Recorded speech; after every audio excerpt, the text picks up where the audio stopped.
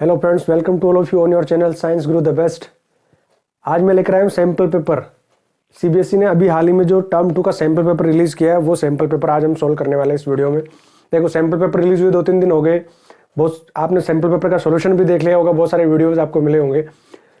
फिर भी अगर आपको कोई क्वेश्चन अभी तक समझ में नहीं आया सैम्पल पेपर में, या उसके बेसिक समझ में नहीं आया, तो ये वीडियो लास्ट तक जरूर देखना। आपको गारंटी 100% हर एक क्वेश्चन और उस क्वेश्चन के पीछे का जो बेसिक है वो आपको यहाँ समझ में आ जाएगा। मैं डिटेल से हर एक चीज को एक्सप्लेन करूंगा, तो वीडियो को लास्ट तक जरूर देखना, स्किप मत करना। और वीडियो के लास्ट में मैं आपको स्ट्रेटेजी बताऊंगा, हाउ टू स्टडी।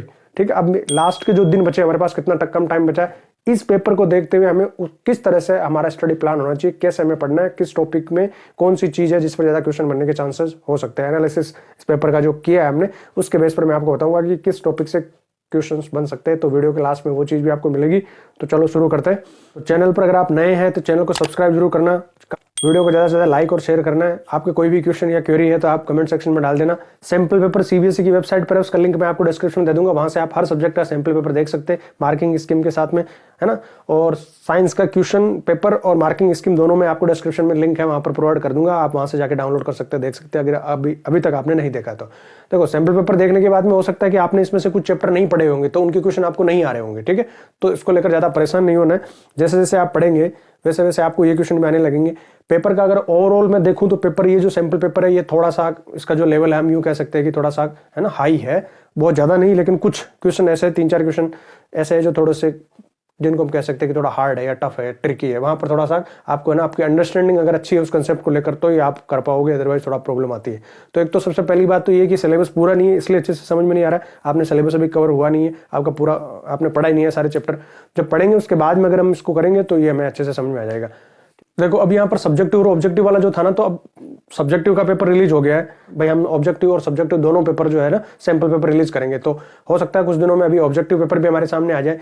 अभी सीबीएसई जो है ना, वो ऑब्जेक्टिव ना करा के सब्जेक्टिव के मूड में है, यानी वो सब्जेक्टिव ही पेपर कराना चाहती है। फिर भी अगर कोविड की इस तरह की कंडीशन बनी कि बहुत ज्यादा ही हो गया कर गया, तो वो ऑब्जेक्टिव पेपर की तरफ जाएगी, अदरवाइज सब्जेक्टिव ही पेपर होने वाला है। तो आप अपनी तैयारी उस हिसाब से करके रखिए।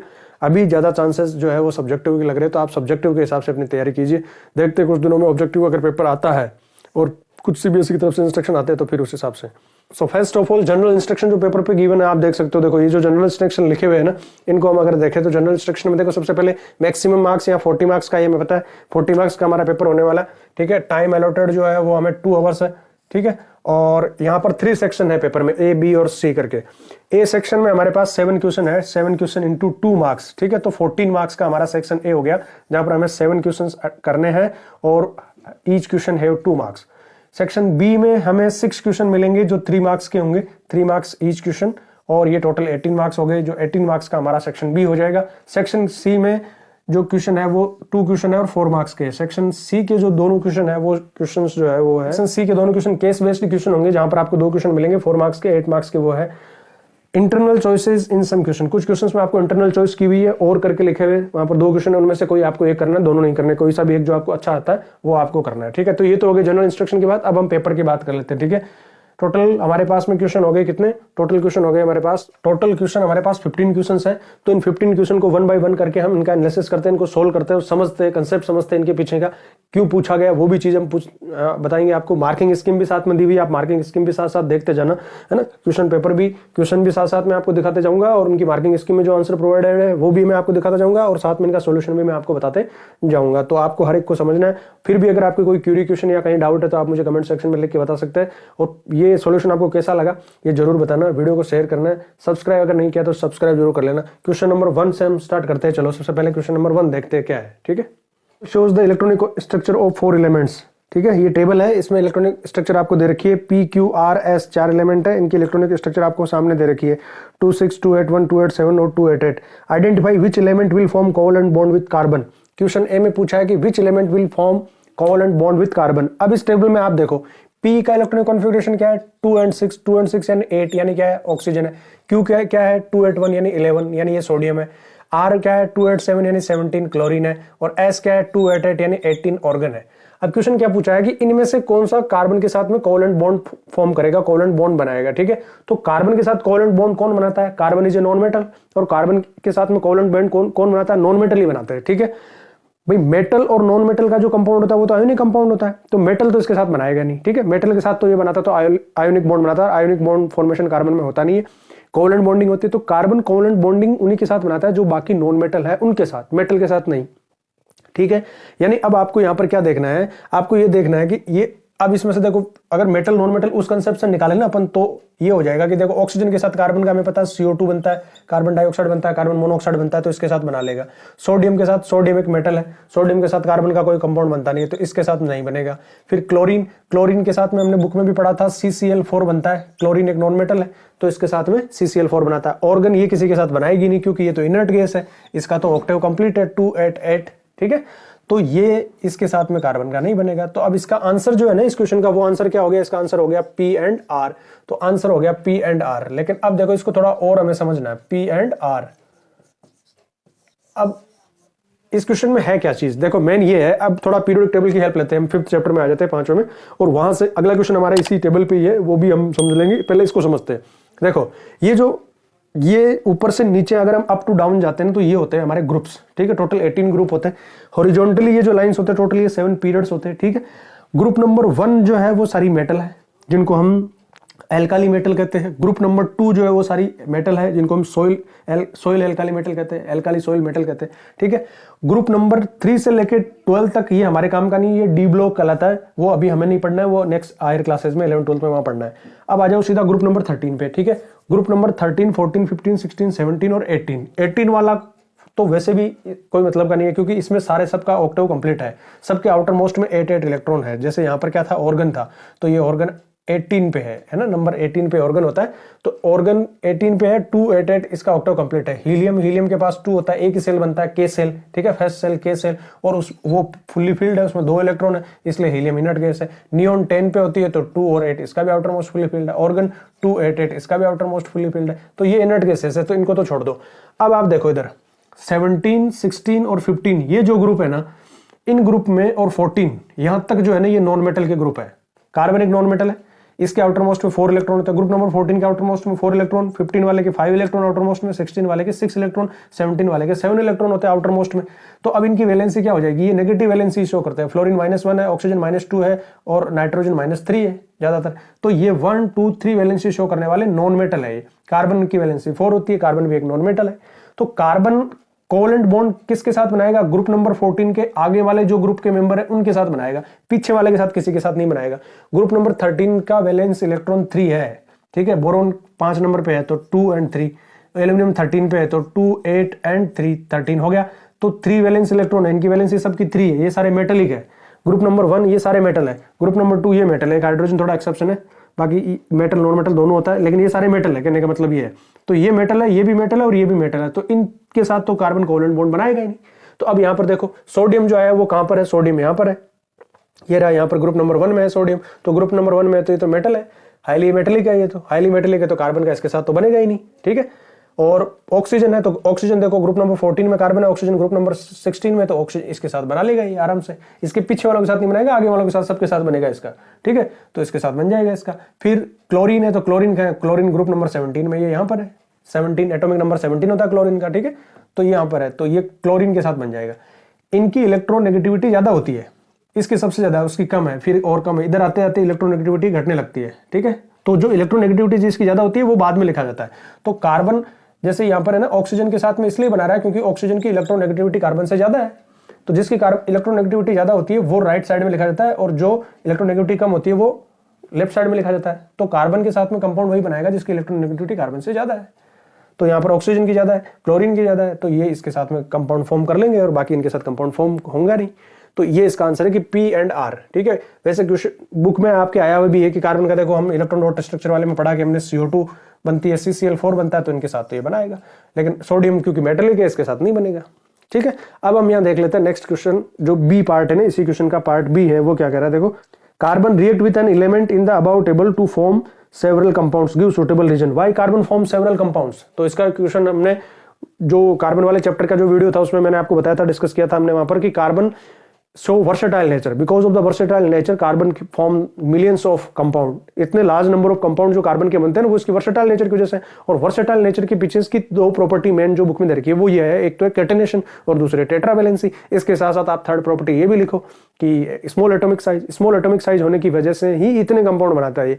अदरवाइज ये सिचुएशन 4 वैलेंसी वाली सिचुएशन तो सिलिकॉन में भी होती है। ये देखो आप सिलिकॉन को देखो, कार्बन के जस्ट नीचे सिलिकॉन भी है, लेकिन सिलिकॉन इतने कंपाउंड क्यों नहीं बनाता जितने कार्बन बनाता है? क्योंकि कार्बन की एटॉमिक साइज छोटी है, नीचे जम जाते हैं तो एटॉमिक साइज बढ़ती जाती है, क्योंकि नंबर ऑफ सेल्स जो है वो बढ़ते जाते हैं। भाई कार्बन में यहाँ पर कार्बन का एटॉमिक स्ट्रक्चर अगर हम देखें, कार्बन का इलेक्ट्रॉनिक कॉन्फ़िगरेशन है 2 4, ठीक है, कार्बन नंबर 6 पे 2 और 4। सिलिकॉन का देखें, सिलिकॉन 14 पे, ठीक है, सिलिकॉन 14 पे, तो 14 वाले का सिलिकॉन का देखो, सिलिकॉन का है 2 8 4।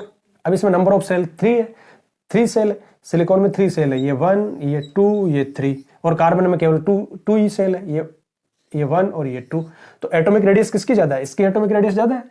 एटॉमिक रेडियस ज्यादा होने से यहाँ पर जो शेयर्ड पेयर ऑफ इलेक्ट्रॉन होंगे, आउटर मोस्ट वाले इलेक्ट्रॉन ही तो शेयर्ड पेयर होते हैं, यहाँ जो शेयर्ड पेयर ऑफ इलेक्ट्रॉन होंगे वो इससे अट्रैक्टिवली बॉन्डेड नहीं होंगे, उनको वो अच्छे से पकड़ के बांध के नहीं रख पाएगा, तो electron can easily remove from the outside outermost shell, valence shell. तो इसलिए ये स्टेबल नहीं है, ये स्टेबल कंपाउंड नहीं बनाता। जबकि इसकी छोटी एटॉमिक साइज होने से, स्मॉल एटॉमिक साइज होने से क्या हुआ कि ये यहाँ पर जो प्रोटॉन है, प्रोटॉन और जो शेयर्ड इलेक्ट्रॉन रहेंगे, इलेक्ट्रॉन यहाँ पर इनके बीच में प्लस माइनस ये अट्रैक्शन फोर्स ज्यादा है, और इसकी वजह से ये इनको स्ट्रांगली टाइटली बांधे हुए, तो इनको जाने नहीं देगा। तो ये कंपाउंड जो कार्बन के होंगे वो क्या होंगे? स्टेबल होंगे। तो इस क्वेश्चन के आंसर में आप 3 पॉइंट लिखना, ठीक है, टू द पॉइंट आंसर लिखना है हमको, तो 3 पॉइंट हम लिख देंगे। Because of the versatile nature of carbon, that is tetravalency, catenation, small atomic size. The versatile nature of carbon is because of this property, tetravalency of the carbon, catenation in the carbon and small atomic size of the carbon. Carbon can form millions of compound. So ये properties की वजह से carbon इतने सारे compound बनाएगा। तो यहाँ पर जो पी क्यू आर एस में से जो पी और आर के साथ कार्बन बॉन्ड बना रहा है, उनके बहुत सारे कंपाउंड बना लेगा, ठीक है। CO2, कार्बन और ऑक्सीजन के बहुत सारे कंपाउंड बन जाएंगे। इसी तरह से क्लोरीन के साथ बहुत सारे कंपाउंड बन जाएंगे इनके। तो वो कंपाउंड क्यों बन रहे हैं? कार्बन की कुछ प्रॉपर्टीज है, और वो प्रॉपर्टीज है कैटेनेशन, ठीक है, कार्बन की कैटेनेशन, सेल्फ लिंकिंग चेन बनाने की प्रॉपर्टी, और कार्बन की टेट्रावैलेंसी, 4 वैलेंसी है, तो 4 मोनोवैलेंट के साथ में बना सकता है अलग अलग, और इसके साथ स्मॉल एटॉमिक साइज होने से जो भी बनेंगे वो सारे स्टेबल होंगे। तो ये 3 पॉइंट आप इसमें लिख देना, ठीक है। अगला क्वेश्चन देखते हैं। क्वेश्चन क्या है? Which element will react together to form covalent compound, ठीक है, कौन से इनमें से कोवैलेंट कंपाउंड आपस में बनाएंगे, ठीक है। तो हमारे पास एक कंपाउंड, यहाँ पर एक एलिमेंट है W, एक है Y और एक है Z है। अभी मैंने आपको क्या बताया, कोवैलेंट कंपाउंड कौन बनाता है? कोवैलेंट कंपाउंड बनाता है कार्बन, ठीक है, कार्बन के साथ कार्बन के कोवैलेंट कंपाउंड बनाते हैं। नॉन मेटल आपस में रिएक्ट करके कोवैलेंट कंपाउंड बनाते हैं। तो ये मेटल है ना, ग्रुप नंबर 1, 2 और 13 ये मेटल होते हैं, ठीक है। ग्रुप नंबर 1 ये सारी सॉइल में मेटल, सॉरी ये सारी एल्काली मेटल है। ग्रुप नंबर 2 सारी एल्काली सॉइल मेटल है। और ग्रुप नंबर 13 जिनके वैलेंस सेल में 1, 2 और 3 इलेक्ट्रॉन है ना। और हमको ये जो ग्रुप नंबर है वो valence number of electron show करते हैं। ग्रुप नंबर 1 सबके पास वैलेंस इलेक्ट्रॉन 1 है, ग्रुप नंबर 2 में सबके पास वैलेंस इलेक्ट्रॉन 2 है, ग्रुप नंबर 13 में सबके पास वैलेंस इलेक्ट्रॉन 3 है। तो 1, 2, 3 वाले मेटल है और बाकी आगे वाले नॉन मेटल है। तो बताओ इनमें से नॉन मेटल कौन कौन से है जो आपस में कोवैलेंट कंपाउंड बनाएंगे? Y और Z। तो Y और Z आपस में रिएक्ट करके क्या बना लेंगे? कोवैलेंट कंपाउंड बना लेंगे। ये तो आपको पता चल गया भाई, इस तरह से होता है। अब अगर आपको इनका एटॉमिक नंबर नहीं पता तो भी आप ये देख के बता सकते हो कि भाई इधर जो है ना, यहाँ पर ग्रुप नंबर 1, 2 और 13 में ये मेटल है और इनके साथ आयोनिक कंपाउंड बनता है। आगे जो है वो नॉन मेटल बना है और नॉन मेटल कोवैलेंट कंपाउंड बनाते हैं। तो ये पता चल गया। अगर आपको इनका एटॉमिक नंबर वगैरह पता है, ये आपने चैप्टर पढ़ रखा है, अगर आपने नहीं पढ़ा है ना तो अभी मैं इसका वीडियो नेक्स्ट आपको लाने वाला हूँ, आप जरूर देखना। तो यहाँ पर आपको शो कर रखा है, ये क्या है? ये हाइड्रोजन है, ठीक है। तो हाइड्रोजन के नीचे ये क्या है? ये लिथियम के नीचे क्या है? सोडियम के नीचे क्या है? पोटेशियम। और इसमें यहाँ पर ये W जो है हमारा वो क्या है? वो कैल्शियम है। देखो इसके बाद में यहाँ पर है लिथियम के सामने यहाँ पर है बेरिलियम, यहाँ पर है मैग्नीशियम, और यहाँ पर ये क्या हो गया? W क्या हो गया? W इज द कैल्शियम, ठीक है। और यहाँ पर देखो आप, ये 13, 14, 15, 16 और 17 बताओ। देखो 17 में ये क्या है? यहाँ पर ये फ्लोरीन है। तो Z हमारा क्या है? फ्लोरीन है। और Y देखो, Y क्या है? Y है ये सल्फर, ठीक है। Y is the sulphur. अब सल्फर और फ्लोरीन आपस में रिएक्ट करके तो इसका आंसर हो जाएगा Y एंड Z, आपस में बना लेंगे Y एंड Z, ठीक है। ये अब देखो ये जो पीरियोडिक टेबल है ना, ये बीच वाले जो डी ब्लॉक है, ये दोनों एस ब्लॉक एलिमेंट कहलाते हैं, आप 11th में पढ़ोगे। ये पी ब्लॉक के है जो ये 6 है ना, 1, 2, 3, 4, 5 और 6, ये 6 ग्रुप 13 to 18 ये पी ब्लॉक एलिमेंट है। हमारे ज्यादातर यही काम में आने वाले 1, 2 और 13 to 18 ही ये काम में आने वाले। एटॉमिक नंबर 30 तक मोस्टली हमारा काम हो जाएगा, उससे आगे की हमें अभी यहाँ जरूरत नहीं है। इस लेवल पे आगे के लेवल में हमारे काम आएंगे। ये बीच में डी ब्लॉक है, नीचे एफ ब्लॉक और दे रखा है, वो हमें अभी ज़्यादा उनके बारे में इतना देखना नहीं है। ये आप दिमाग में रखो, इसको आप याद रखो, ठीक है। इसकी बार बार प्रैक्टिस करके इसको ड्रॉ करो और समझो इसको, पीरियड्स को और इनके ग्रुप्स को समझ लो आप, ठीक है। तो ये अगर आपको याद हो गई ना तो फिर आप ऐसे क्वेश्चन को आराम से कर सकते हो। अब इसको याद करने का एक छोटा सा ट्रिक मैं आपको बताता हूँ, ध्यान से समझना और सुनना, और हो सके तो लिख लो इसको, ठीक है। देखो सबसे पहले इधर ग्रुप नंबर 1 और 2 है, इतना हमको याद रखना है, ठीक है। ग्रुप नंबर 1 हाइड्रोजन से यहाँ स्टार्ट है, ठीक है, और ग्रुप नंबर 2 है जो वो एटॉमिक नंबर 4 बेरिलियम से स्टार्ट है, ठीक है, ये ध्यान रखना है। तो यहाँ पर एक CD है, ऐसे एक स्टेप नीचे उतरना है आपको, इसके बराबर में नहीं है, ठीक है, ये हो गया।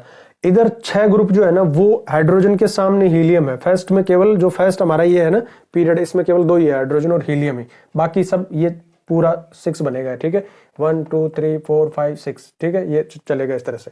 अब देखो ये जो हॉरिजॉन्टल लाइन है ना ये टोटल 7 है, 1 2 3 4 5 6 7, इनको हम कहते हैं पीरियड्स, ठीक है। ये क्या है, ये पीरियड्स है। तो 7 पीरियड्स यहाँ होते हैं हमारे पीरियोडिक टेबल में। और जो वर्टिकल लाइन है अप टू डाउन अगर हम आएंगे, ये वर्टिकल लाइन 1 2 3 4, ये 3 से लेके 12 तक यहाँ पर है डी ब्लॉक में, ठीक है, ये डी ब्लॉक हो गया। और 13 से लेके 18 तक ये पी ब्लॉक है। तो ये टोटल 18 क्या है, 18 हमारे पास है ग्रुप्स, 18 ग्रुप्स है, ठीक है। बाकी डिटेल में वहां पढ़ेंगे। आपको मैं थोड़ा सा इसको ट्रिक बता देता हूँ याद करने के लिए। देखो फर्स्ट ग्रुप का आप अपने हिसाब से कोई राइमिंग वर्ड बना लो, कोई राइमिंग लेटर या किसी गाने की लाइन, या जैसे भी आप याद कर सकते हो ना, जिस तरह से ट्रिक बन सकती है वैसे बना लो। मेरी ट्रिक भी आप अब बनाना चाहो तो बना लेना, मैं आपको बताता हूँ। देखो मान लो हलीना नाम की कोई एक लड़की है लीना, ठीक है, हलीना करे रब से फरियाद, ठीक है, हलीना करे रब से फरियाद, ठीक है, वो रब से दुआ कर रही है, प्रार्थना कर रही है। तो इस तरह से आप याद कर लो। और कोई दूसरी ट्रिक बनती है तो आप बना लो, हलीना की रब से फरियाद, ठीक है। ये देखो इसमें हम ऐसे बना सकते हैं, आप अपनी तरफ से भी कोई बना सकते हो, जैसे बेटा मांगे कार स्कूटर बाप राजी, ऐसे बना लो, बेटा मांगे कार स्कूटर बाप राजी, ऐसे हो गया, ठीक है। तो ये हो गया इस तरह से। अब यहाँ पर देखो ग्रुप नंबर 13 में ऊपर से नीचे हम आएंगे तो इसकी एक जैसे बहुत ही फनी टाइप में भी है, लेकिन आप जैसे भी है आप याद रखना है, ठीक है। बैंगन आलू गाजर इन थैला, ठीक है, बैंगन आलू गाजर इन थैला, ठीक है, ऐसे हो गया, ऐसे याद रख लो, थैला यानी बैग हो गया। ये देखो अगला ग्रुप नंबर 14, कहे सीता जी सुनो प्रभु, ठीक है, सीता मैया प्रभु भगवान श्री राम से कह रही है, कहे सीता जी सुनो प्रभु, ऐसा करके याद कर लो। यहाँ पर देखो 2-3 कंट्री के नाम बना के आप याद कर लो, न्यूजीलैंड पाकिस्तान ऑस्ट्रेलिया सब बिके, सब बिक गए, ठीक है, न्यूजीलैंड पाकिस्तान ऑस्ट्रेलिया सब बिके, ऐसे याद कर लो।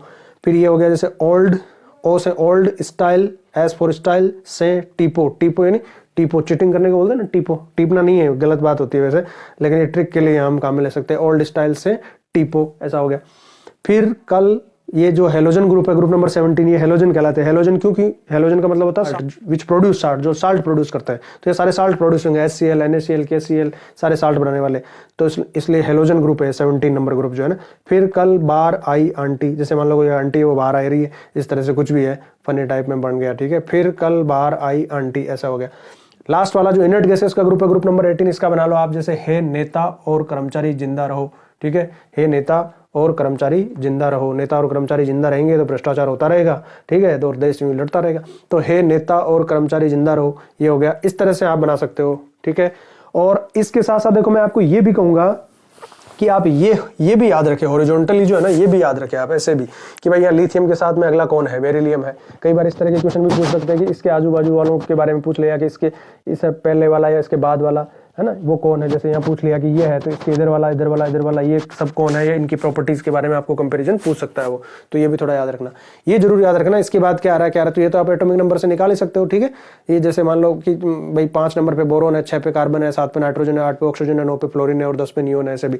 और ऐसे एक सेंटेंस बना के आप याद रख लो, जैसे बकनोफ नी करके एक साथ याद रख लो इसको, बकनोफ नी, बैकनोफ एनओपी नोफ नी एनी नी, बकनोफ नी। इससे आपको फटाफट याद आ जाएगा कि बकनोफ नी लिखना है मुझे, एक कुछ भी ये वर्ड छाप लिया आपने बकनोफनी, तो बैकनोफनी बकनोफनी, ये लो हो गया। मतलब B boron carbon nitrogen oxygen fluorine और नियोन, ऐसे याद रख लो, ठीक है। इस तरह से इनका सबका आप बना के याद रख सकते हो कुछ भी इस तरह से। जब हम पढ़ेंगे ना, ये वीडियो में लेके आ रहा हूँ जल्दी, तो उसमें मैं आपको ये सारे ट्रिक्स और बताऊंगा और अच्छे से हम इसको समझेंगे करेंगे, ठीक है। तो ये क्वेश्चन ए हो गया हमारे यहाँ पर कि भाई कौन कोवलेंट कंपाउंड बनाएगा, तो वाई और जेड कोवलेंट कंपाउंड बनाएंगे, ठीक है। अब यहाँ पर क्वेश्चन बी देख लेते हैं हम। क्वेश्चन बी क्या है, between the two element W and Z which one is the bigger in atomic size, ठीक है। W और Z में से कौन सा बिगर एटॉमिक रेडियस में है। W और Z में एटॉमिक रेडियस किसकी ज्यादा है? तो देखो W कहां पर है, ये यहां पर है, Z कहां पर है, ये यहां पर है। अब एटॉमिक रेडियस वाला कंसेप्ट जिन्होंने पढ़ा है उनको तो आता है, जिन्होंने नहीं पढ़ा है वो उनको भी आ जाएगा। आप देखो, जब हम ग्रुप में जाते हैं ऊपर से नीचे, अप टू डाउन, तो हर बार ग्रुप में एक shell, number of shell increase होते जाते हैं। जैसे यहां पर ये है ना, ये कौन सा वो है, ग्रुप नंबर 2 है, ठीक है। ग्रुप नंबर 2 में या ग्रुप नंबर 1 में या 13 में 14 में किसी में भी अगर हम नीचे जाएंगे ना तो हर बार एक सेल इंक्रीज होता जाएगा। जैसे यहाँ पर हाइड्रोजन के पास केवल एक ही सेल है, लिथियम के पास 2 सेल हो गए, ठीक है। सोडियम के पास यहाँ 3 सेल हो जाएंगे, K, L और M, ठीक है। पोटेशियम के पास 4 सेल हो जाएंगे, K, L, M, N, ऐसे नंबर ऑफ सेल इंक्रीज हो रहे हैं। जब नंबर ऑफ सेल इंक्रीज हो रहे हैं तो रेडियस इंक्रीज हो रही है कि नहीं हो रही है? हो रही है। तो फिर नीचे अगर हम जाएंगे ना ऊपर से नीचे तो रेडियस इंक्रीज होगी, ठीक है। तो इसकी रेडियस ज्यादा है। अब ये देखो, इधर अगर हम जाते हैं ना, किसमें, इधर हॉरिजॉन्टली अगर हम जाएं पीरियड्स में, लेफ्ट टू राइट अगर हम मूव करें ऐसे, तो नंबर ऑफ सेल वही रहता है, केवल नंबर ऑफ वैलेंस इलेक्ट्रॉन बढ़ता है।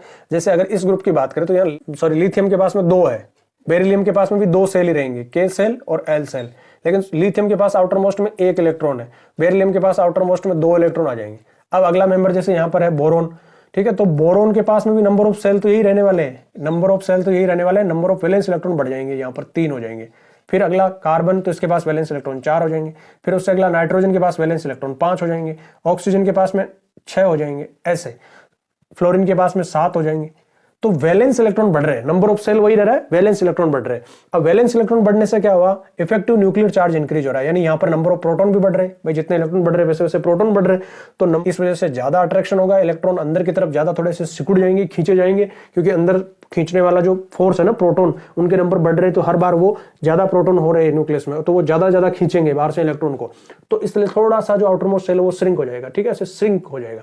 तो जब हम यूं जाएंगे इधर, ठीक है ना, इस तरफ ऐसे जाएंगे इस तरफ, तो बोरोन और कार्बन में नंबर ऑफ सेल तो वही है भाई, इनके पास, इसके पास भी उतने ही सेल है जितने कार्बन के पास है, जितने नाइट्रोजन के पास, जितने ऑक्सीजन के पास में, ठीक है। सबके पास में केवल 2 ही सेल है।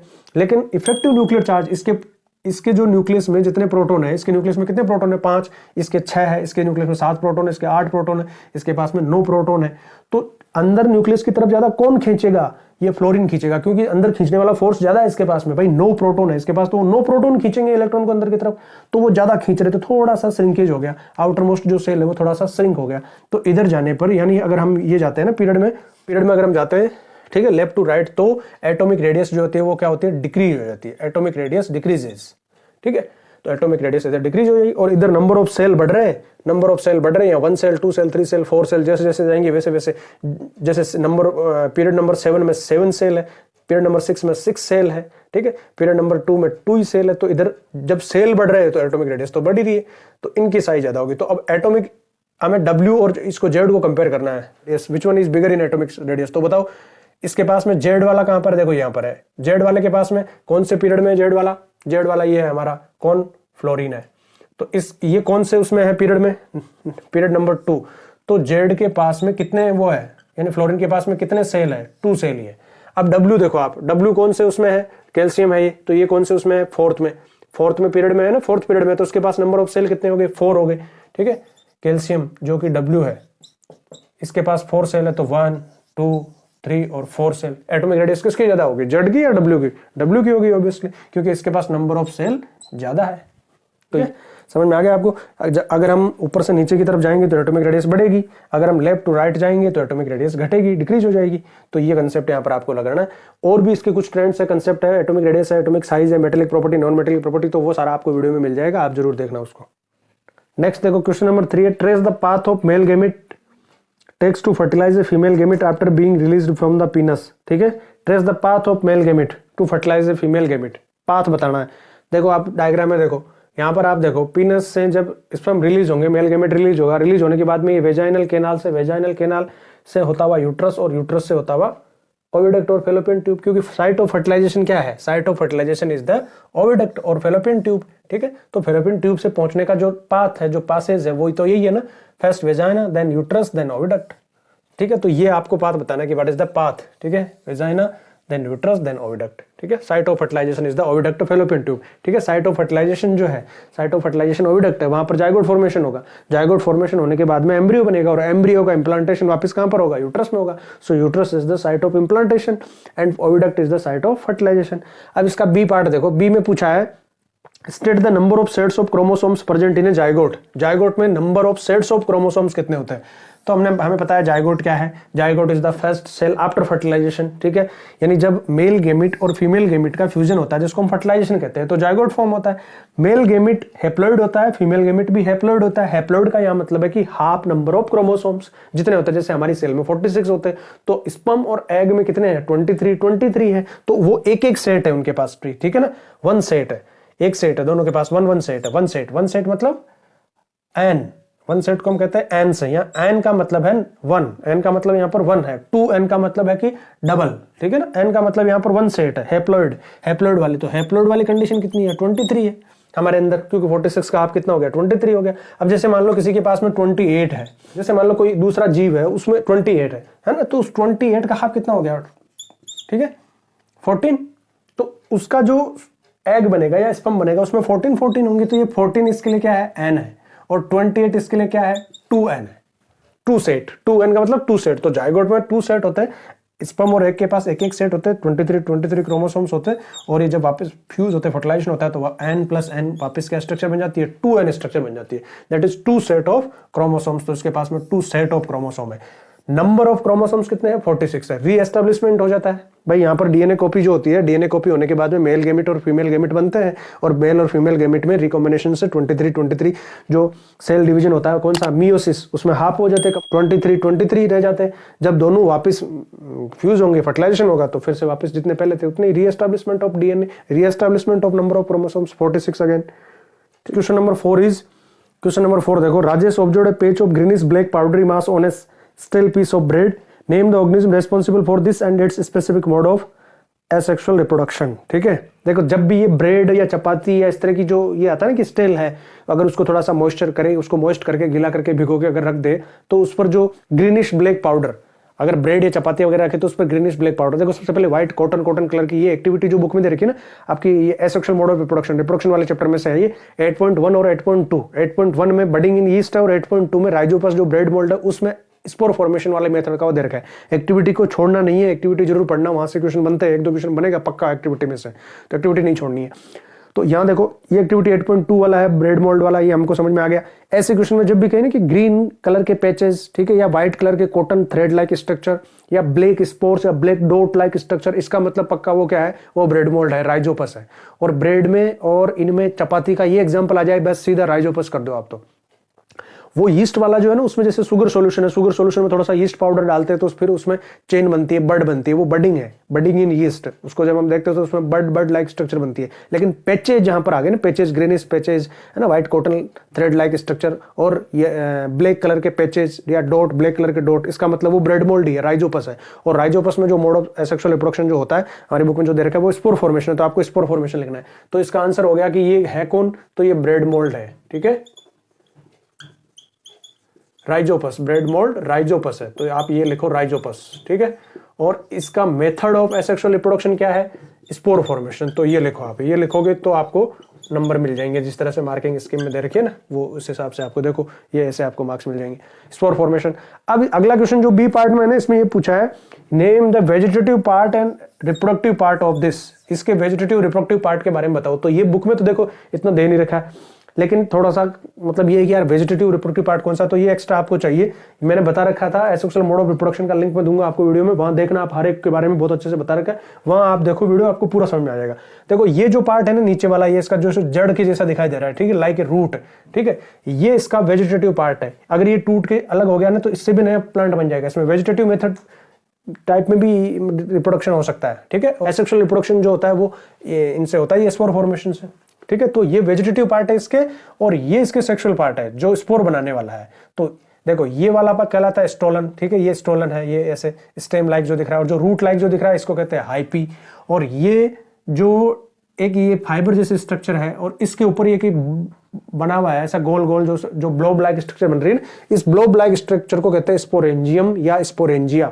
कई जगह स्पोरेंजियम है, कई जगह स्पोरेंजिया कहते हैं इसको, एक ही चीज है, स्पोरेंजिया या स्पोरेंजियम। इन स्पोरेंजिया के अंदर होते हैं छोटे छोटे स्पोर्स, और जब ये मैच्योर हो जाएगी स्पोरेंजिया तो ये ब्रस्ट हो जाएगी तो स्पोर्स बाहर निकल के रिलीज हो जाएंगे हवा में, और जब ये लैंड करेंगे ऐसी जगह पर जहां पर मॉइस्चर है तो ये फिर से ग्रो करेंगे और वापस क्या बना लेंगे? फिर से बना लेंगे ये राइजोपस, ठीक है। तो वेजिटेटिव पार्ट हो गया इसका hyphae, vegetative part is the hyphae and reproductive part is the sporangia, ये आपको इसमें लिखना है, ठीक है। चलो अगला क्वेश्चन नंबर 5 क्या है, mustard was growing in two field A and B, while field A produced brown colored seed, field B produced yellow colored seed. It was observed that in field A the offspring showed only the parental trait for consecutive generations. देखना यहाँ पर consecutive generations की बात हो रही है, ये generation after generation. Where in field B majority of the offspring show a variation in the progeny. What are the probable reason for these? Question समझ में आ गया आपको। दो फील्ड है यहाँ पर, ठीक है, फील्ड A और फील्ड B।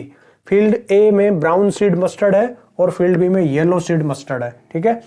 अब यहां पर क्या हुआ कि आफ्टर कंसेक्यूटिव जनरेशन कुछ जनरेशन के बाद में यहां पर फील्ड ए में जो पेरेंटल ट्रेट ही शो हो रहे हैं, यानी जो कलर था ब्राउन कलर सीड, तो अभी ब्राउन कलर सीड ही नेक्स्ट जनरेशन प्रोड्यूस हो रही है। लेकिन यहां पर आफ्टर सम जनरेशन या आफ्टर कंसेक्यूटिव जनरेशन, एक दो जनरेशन के बाद में हमने देखा कि वेरिएशन आ गई, ठीक है। येलो की जगह हो सकता है ब्लैक, कुछ ब्लैक फ्लावर आ गए या कुछ ब्राउन कलर के फ्लावर भी आ गए, ऐसा हो गया, ठीक है। ये है, तो इसके प्रोबेबल रीजंस क्या हो सकते हैं वो आपको बताना। अब जो मार्किंग स्कीम में जो आंसर दे रखा है ना वो सेल्फ पॉलिनेशन और क्रॉस पॉलिनेशन है, वो ठीक है, सही है आंसर। और हमें यही लिख के आना सेल्फ पॉलिनेशन क्रॉस पॉलिनेशन, लेकिन उसके साथ साथ हमें और भी थोड़ा कुछ लिखना है और उसको समझना है क्या चीज है। देखो ये हुआ क्यों, ये वेरिएशन आई क्यों, तो आपको यहाँ पर मेंडल को पढ़ना पड़ेगा, ठीक। मेंडल के जो लॉ है, लॉ ऑफ डोमिनेंसी और लॉ ऑफ इंडिपेंडेंट असॉर्टमेंट, उनको आपको पढ़ना पड़ेगा, समझना पड़ेगा। उनके वीडियो में लेकर आ रहा हूँ, आप वो देखना, ठीक है। आपको अच्छे से समझ में आ जाएगा वहां पर सारी चीजें।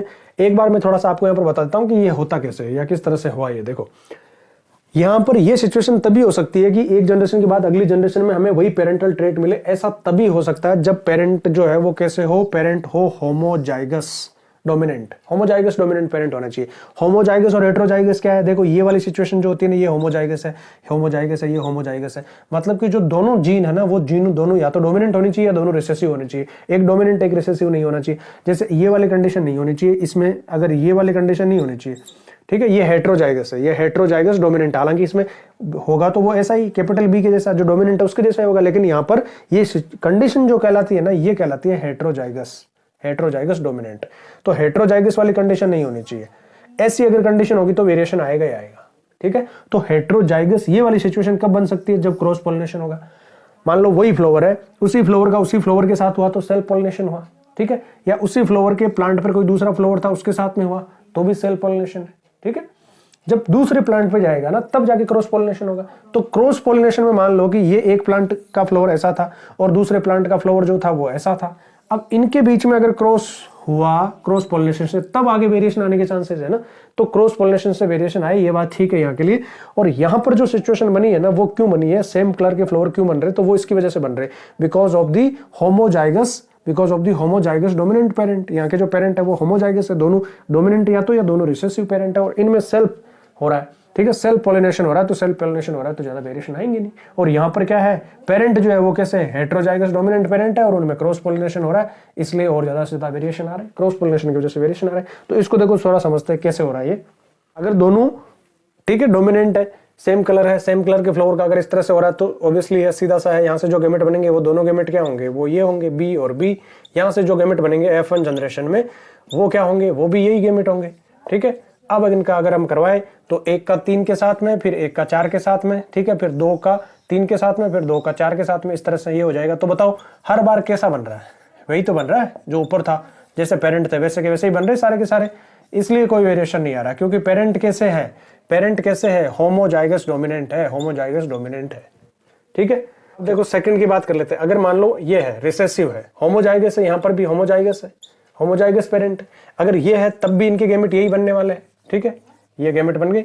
अब F1 जनरेशन जो होगी उसमें क्या बनेंगे, 1 का 3 के साथ, 1 का 4 के साथ, 2 का 3 के साथ, 2 का 4 के साथ में। देखो सारे के सारे कैसे एक जैसे ही, तो जैसा ऊपर है सेल्फ पॉलिनेशन हो गया, और जैसे फ्लावर है ब्राउन कलर के फ्लावर है फील्ड में, तो सारे के सारे ब्राउन कलर के फ्लावर बन गए, ठीक है। ये सिचुएशन 2। अब देखो ये सिचुएशन है, अगर दोनों है ना होमोजाइगस, देखो यहाँ पर होना क्या चाहिए, होमोजाइगस होने चाहिए, होमोजाइगस डोमिनेंट पेरेंट होने चाहिए। अगर ये वाली सिचुएशन बनती है, ये वाली सिचुएशन बनती है, तो भी F1 जनरेशन जो आएगी, F1 जनरेशन में जो गैमेट होंगे वो तो सारे कैसे होंगे, जैसा डोमिनेंट है, होमोजाइगस जो डोमिनेंट है इनमें वैसा ही होगा।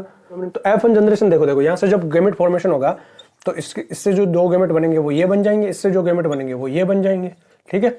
अब F1 जनरेशन में देखो इसका 1 का 3 के साथ, फिर 1 का 4 के साथ, 2 का 3 के साथ और 2 का 4 के साथ, बताओ क्या गैमेट बन रहे, देखो तो F1 जनरेशन में सारे के सारे कैसे होंगे, जैसा डोमिनेंट है कैपिटल भी है, और कैपिटल भी कैसा है, किस कलर के फ्लोर है यहाँ पर, ब्राउन कलर के, तो ब्राउन कलर के होंगे। तो F1 जनरेशन में सारे के सारे कैसे हो जाएंगे। अब अगली जनरेशन में, अब यहाँ से जब होंगे तब इनमें अगर सेल्फ पॉलिनेशन हम अलाउ करेंगे तब जाके अगली जनरेशन में जो है ना हमें 1, 2 और 1 रेशियो मिलेगा। ठीक है, अब अगली जनरेशन में जो होगा तब जाके वहां पर वेरिएशन आएंगे। तो ये कब है, क्रॉस पॉलिनेशन होगा तो वेरिएशन आएंगे, क्रॉस पॉलिनेशन होगा तो वेरिएशन आएंगे। और किस तरह से वेरिएशन आएंगे उसको समझ लेते हैं। यहाँ पर देखो हेट्रोजाइगस डोमिनेंट वाली कंडीशन बन रही है, हेट्रोजाइगस डोमिनेंट बनेंगे पेरेंट। तो हेट्रोजाइगस डोमिनेंट पेरेंट में कैसे होता है वो मैं बताता हूँ आपको। अब देखो फील्ड बी में जो क्रॉस पॉलिनेशन हुआ है ना, तो क्रॉस पॉलिनेशन होने का मतलब है कि हेट्रोजाइगस पेरेंट्स है। ठीक है, हेट्रोजाइगस पेरेंट्स फॉर्म हो रहे इस तरह से। अब इनमें जो गेमेट फॉर्मेशन होता है और जो वेरिएशन आते हैं उनको देखते हैं हम किस तरह से हो रहा है। देखो यहाँ से जो गेमेट बनेंगे वो क्या बनेंगे, ये और ये। यहाँ से जो गेमेट बनेंगे वो क्या बनेंगे, ये और ये। अब F1 जनरेशन में देखो 1 का 3 के साथ, 1 का 4 के साथ, 2 का 3 के साथ और 2 का 4 के साथ। कैसे गेमेट बन रहे हैं देखो बताओ, ये और ये बन गया ये वाला। ठीक है, ये और ये बन गया ये वाला, ये और ये वाला बन गया ये वाला, और ये वाला बन गया ये वाला।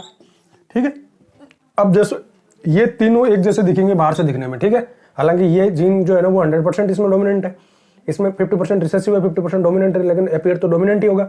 यहाँ पर भी ऐसा ही है। तो ये तीन सेम कलर के दिखेंगे। जैसे यहाँ पर कैसे कलर के थे, यहाँ पर थे येलो कलर के, तो ये तीनों येलो कलर के होंगे, लेकिन ये एक अलग कलर का होगा, जैसे ब्राउन कलर का हो गया या इस तरह से। ठीक है, अब अगली जनरेशन में और वेरिएशन आएंगे जब इनके गेमेट्स जब हम प्रोड्यूस करेंगे ना। यहाँ पर जो डाई हाइब्रिड क्रॉस होगा, तो यहाँ पर क्या बनेंगे 933, 9331। ठीक है, ये बनेंगे जो हम शुरू में लेंगे। जैसे मान लो हमने ये लिया और ये लिया, अब इन क्रॉस ब्रीडिंग करवाएंगे, क्रॉस पॉलिनेशन होगा तो 9 तो ऐसे होंगे, इस कलर के होंगे, और 1 इस कलर का होगा। लेकिन ये 3 जो है ना वो नए वेरिएशन आएंगे, ये नए कलर के आ जाएंगे। ठीक है, तो ये वेरिएशन आने के चांसेस किसमें है, जब क्रॉस पॉलिनेशन होगा और जब ये ऐसे पेरेंट होंगे। किस तरह के पेरेंट होंगे, हेट्रोजाइगस डोमिनेंट पेरेंट होंगे तो होगा। देखो अब इसका और वाला जो क्वेश्चन है ना, क्वेश्चन नंबर 5 में और वाला क्वेश्चन क्या करा, देखो in an asexual reproducing species, if a trait X exists in 5% of population and trait Y exists in 70% of the same population, which of two trait is likely to have arisen earlier? Give reason. इनमें से कौन सा पहले आया था। एक trait है asexual reproducing species है, एक ट्रेट 5% पॉपुलेशन में और दूसरा वाला 70% में। अब हमें पता है asexual reproduction में क्या होता है, asexual reproduction में बहुत कम वेरिएशन आते हैं। ठीक है, जेनेटिकली आइडेंटिकल कॉपीज फॉर्म होती है, सेल की जो पेरेंटल सेल है उससे जेनेटिकल आइडेंटिकल कॉपीज फॉर्म होती है asexual reproduction में।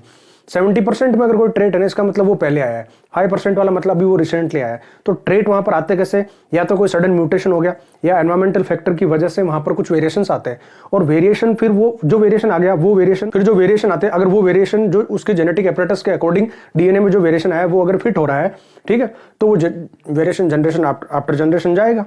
जब वो जाएगा तो अब कोई जनरेशन 5% में ही अगर कोई है, इसका मतलब क्या है कि वो तो भी रिसेंटली आया, और 70% मेंबर में अगर कोई वेरिएशन है, इसका मतलब वो बहुत पहले आया होगा, तभी तो 70% पॉपुलेशन में हुआ है, तभी तो उसके। तो हम इसका आंसर इस तरह से लिख सकते हैं, जो मार्किंग स्कीम में दे रखा है वो आंसर भी आप देख लो साथ में, और ये जो आंसर है आप थोड़ा सा इस तरह से इसमें लिख सकते हो कि in asexual reproduction identical copies of parent cell are produced due to mutation और एनवायरमेंटल फैक्टर।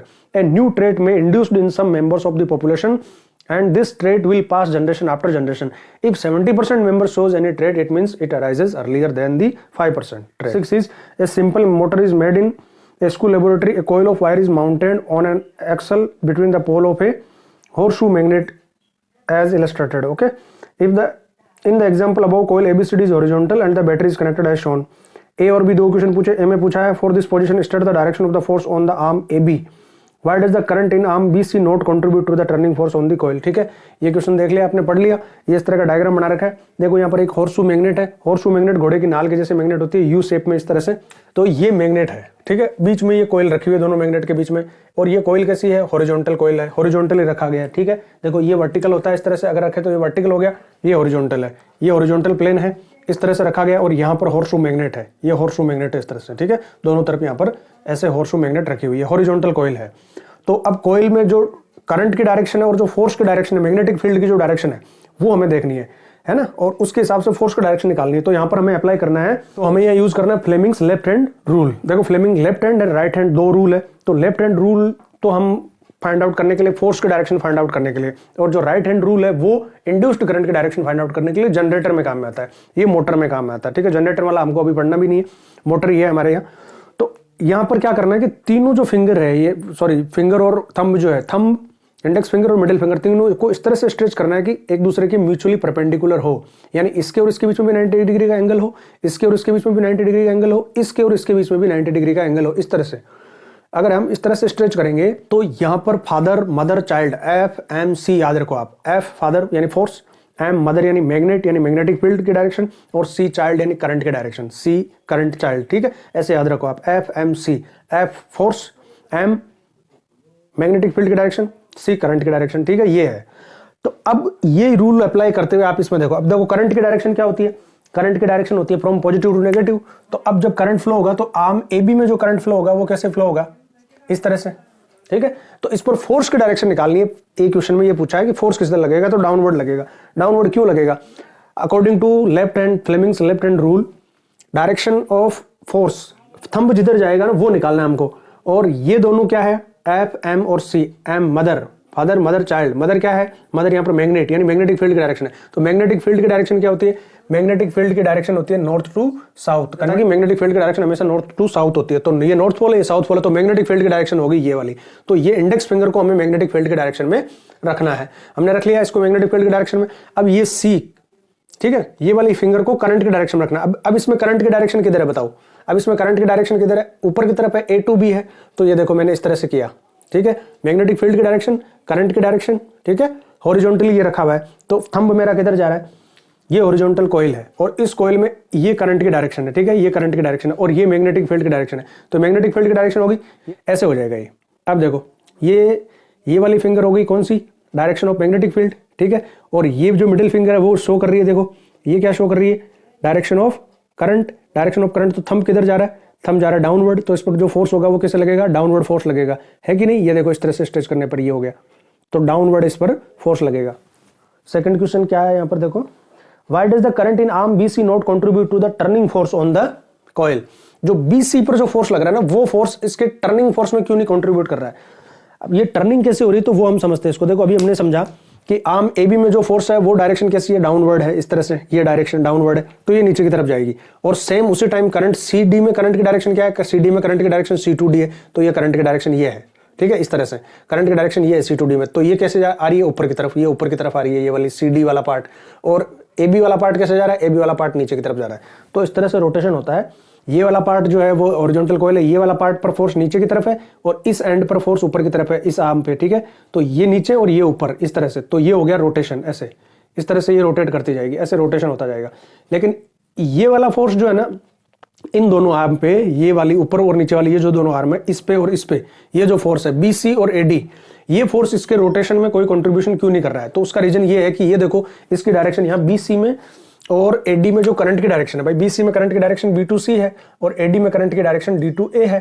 ठीक है, तो ये करंट की डायरेक्शन और मैग्नेटिक फील्ड की डायरेक्शन दोनों क्या है, पैरेलल टू ईच अदर। भाई ये मैग्नेटिक फील्ड की डायरेक्शन है, B से लिखते हैं इसको, और ये करंट की डायरेक्शन है I, दोनों क्या है, एक दूसरे के पैरेलल है।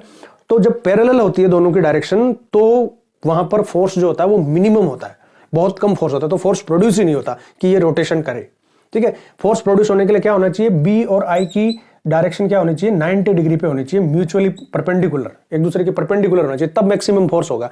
तो ये दोनों एक दूसरे के पैरेलल है। कौन, direction of magnetic field and direction of electric current in BC। So due to this it not contribute, या force is not produce and it not contribute in the rotating force.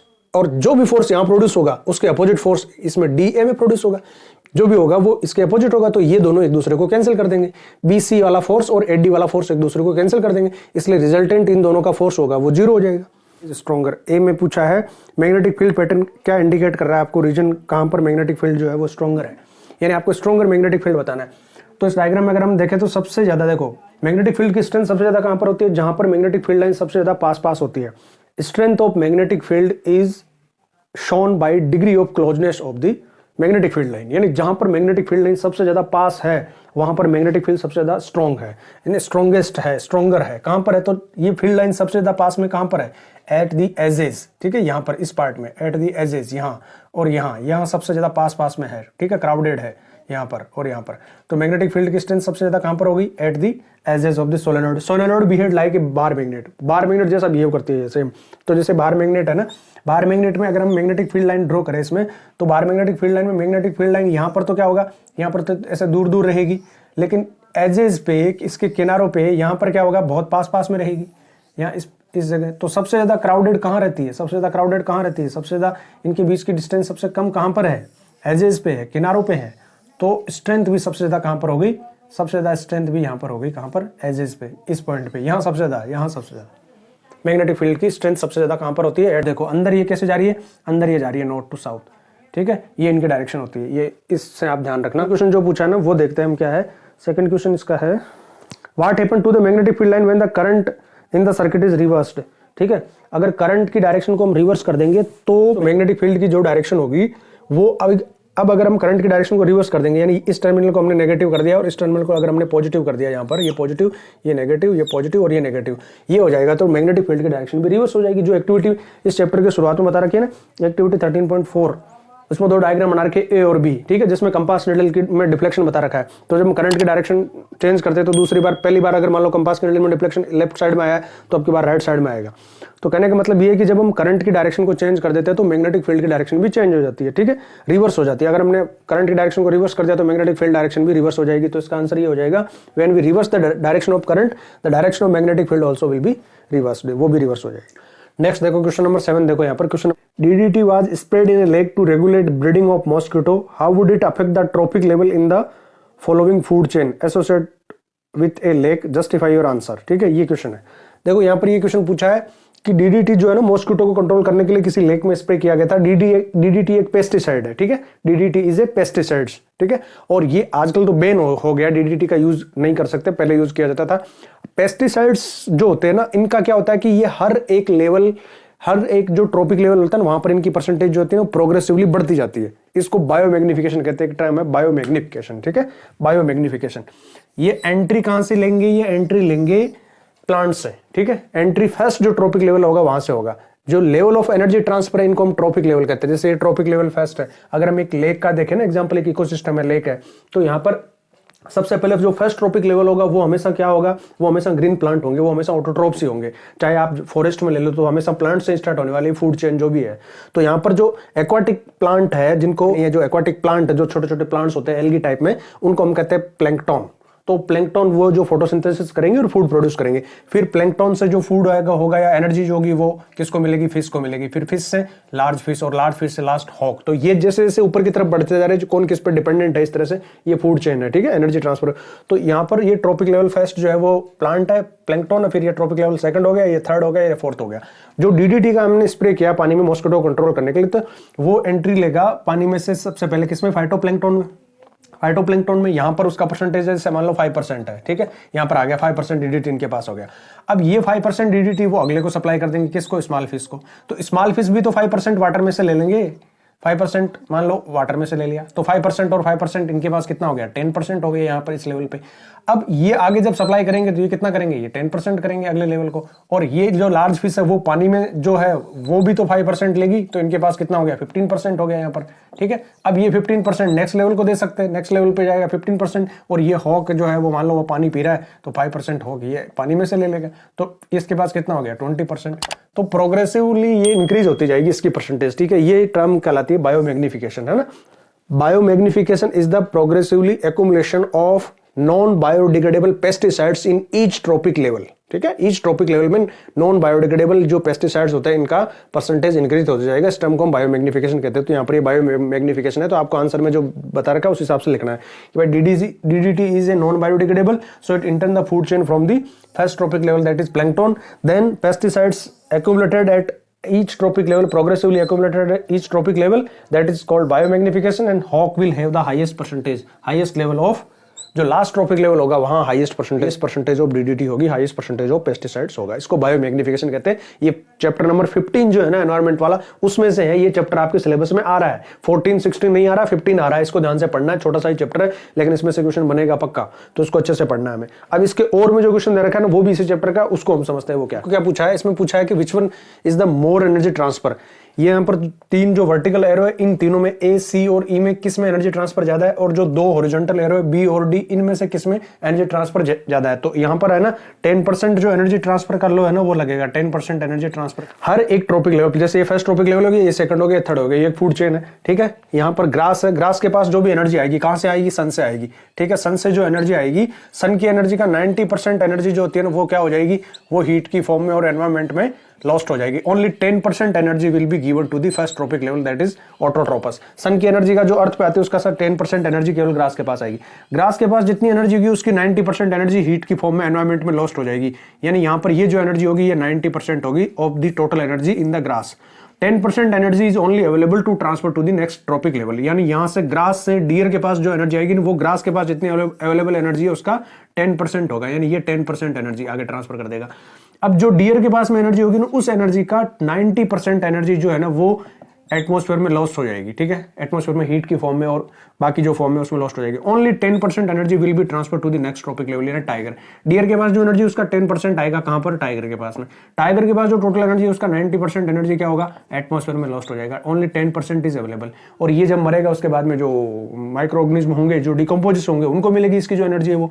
तो कहने का मतलब है इन तीनों में सबसे ज्यादा किसके पास होगी बताओ भाई, सबसे ज्यादा एनर्जी ग्रास के पास होगी।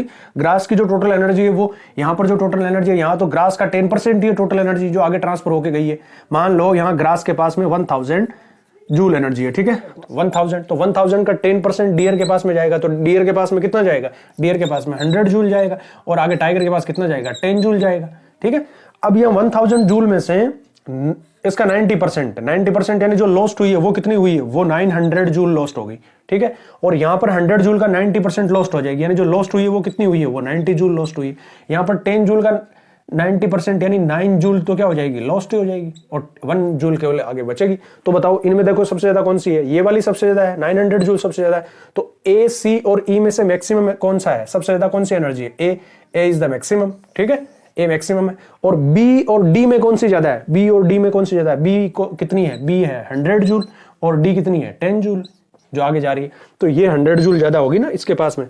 तो इन दोनों में से बी और डी में से कौन सी ज्यादा हो जाएगी, बी ज्यादा हो जाएगी। 7 क्वेश्चन इसमें कर लिए। पार्ट ए हमारा हो गया। पार्ट बी और सी जो है ना ये वीडियो लंबा हो रहा है, इसलिए मैं पार्ट बी और सी के लिए एक है ना पार्ट बी और पार्ट सी वो मैं अगले उसमें वीडियो में लेकर आ रहा हूं। मैंने आपसे जैसा कहा था कि शुरू में मैं आपको ट्रिक बताऊंगा कि किस तरह से आपको पढ़ाई करनी है। तो देखो सबसे बड़ी ट्रिक यही है मेरी आपसे कि हमारे पास सिलेबस वैसे भी कम है। पहले तो सबसे पहले मोटिवेटेड हो जाओ, आप लोग सेल्फ मोटिवेटेड हो जाओ कि नहीं हमें पढ़ना है वैसे और अच्छे से करना है, जो भी टाइम बचा उसमें। अब जो भी सिलेबस आपके पास में बचा है, ठीक है, जितने भी जो भी चैप्टर है उन चैप्टर में से भी जो पोर्शन आपके एग्जाम में आने वाला है टर्म 2 में, उसकी आप एनसीईआरटी की बुक लेकर रीड करो उसको अच्छे से लाइन बाय लाइन, ठीक है, line to line word to word आप उसका रीड करो। हर एक एक्टिविटी, हर एक एग्जाम्पल, कहीं पर भी कोई भी ऐसा कोई वर्ड या क्वेश्चन छूट नहीं जाए एनसीईआरटी बुक का जो आपने पढ़ा नहीं हो। सबसे बेस्ट, सबसे आपको पहला काम यही करना है। सबसे ज्यादा क्वेश्चन एनसीईआरटी में से आएंगे, इससे बाहर से कहीं आना नहीं, आपकी बुक ही है जो कुछ है, ठीक है। उसके बाद में फिर आपको क्या करना है, फिर आपको केमिस्ट्री और फिजिक्स की थोड़ी सी क्या ना बेसिक कंसेप्ट को अच्छे से समझना है। बायोलॉजी में आपको मल्टीपल रिवीजन चाहिए। बायोलॉजी के जो भी क्वेश्चन आप पढ़ रहे हो उनको बार बार रिवीजन करो, ठीक है। जो रिप्रोडक्शन वाला चैप्टर है, हेरिडिटी वाला है ना, और ये जो एनवायरमेंट वाला चैप्टर है, इनको आप बार बार मल्टीपल रिवीजन करो, ठीक है। अगर आप रोज 1 घंटा भी इसको देते हो ना, रोज 1 घंटा भी अगर आप दे दोगे ना, आज से रोज 1 घंटा अगर आप साइंस को दे देते हो तो सफिशिएंट है, आप पूरा कर सकते हो आराम से, इतना ज्यादा नहीं है सिलेबस। फिजिक्स में आपको थोड़ा सा कंसेप्ट, फिजिक्स में न्यूमेरिकल क्वेश्चन है, इनको थोड़ा सा समझना है। तो फिजिक्स वाला जैसे चैप्टर है तो उसके सारे वीडियो मेरे पास में है प्लेलिस्ट में, आप मेरी फिजिक्स की प्लेलिस्ट जाके देखो, आपको वहां से सारी चीजें बेसिकली मैंने आपको समझा रखी है, अच्छे से आपको सब समझ में आ जाएगा। फिर भी अगर नहीं आता आप मुझे कमेंट करके बताओ, किसी टॉपिक पे आपको और वीडियो चाहिए आप मुझे कमेंट करके बताओ, मैं आपको वीडियो प्रोवाइड करवा दूंगा। केमिस्ट्री में इक्वेशन वगैरह जो है ना वो लिख के, केमिस्ट्री में हमारे पास एक 5th चैप्टर है जो बहुत ईजी है, ठीक है, उसके वीडियो में नेक्स्ट लेकर आ रहा हूँ, आप उन वीडियो को देखना, अच्छे से सब कुछ समझ में आ जाएगा।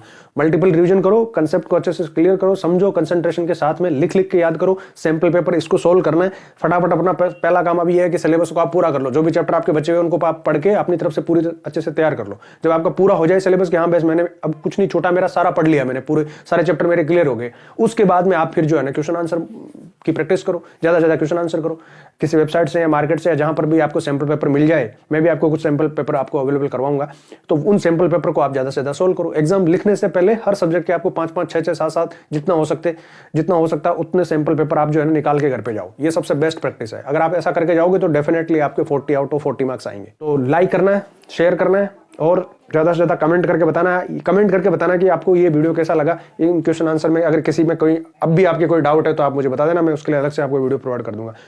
फ्रेंड्स के साथ में शेयर करना है, लिंक सब्सक्राइब जरूर करके रखना, इससे अच्छा और कंटेंट में लेकर आने वाला हूँ आपके लिए।